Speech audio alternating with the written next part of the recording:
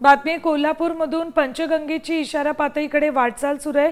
सध्या पंचगंगा 35 फुटांवर पोहोचली। राधानगरीसह 16 धरणक्षेत्रांमध्ये पावसाचा जोर कायम आहे। पंचगंगा, दूधगंगा, कुंभी, कासारी, वारणा, वेदगंगा, घटप्रभा, भोगावती, ताम्रपर्णीसह जिल्ह्यातील सर्वच नद्या दुथडी भरून वाहत आहेत, तर 59 बंधारेही पाण्याखाली गेलेत।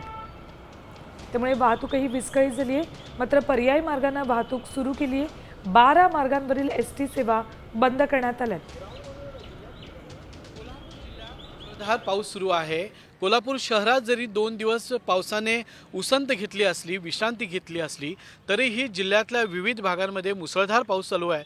त्यामुळे पंचगंगा नदीच्या पाणी पातळीमध्ये मोठी वाढ झाल्याचं आपल्याला पाहायला मिळतं।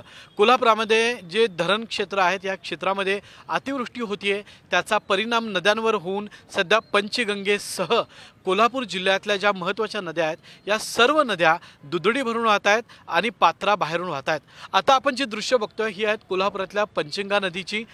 पंचगंगा नदीने 2 दिवसांपूर्वी आपलं पात्र सोडलेलं आहे आणि आता शहराच्या दिशेने पंचगंगा नदी पाण्याची वाटचाल सध्या चालू असल्याचं आपल्याला पाहायला मिळत आहे आणि या बंधाऱ्यांवरची जी वाहतूक आहे ही पर्यायी मार्गाने वळवण्यात आलेली आहे।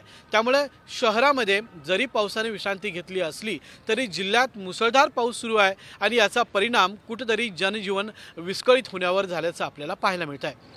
कॅमेरामन सचिन सावंत सोबत मी रणजित माजगावकर, साम टीव्ही, कोल्हापूर।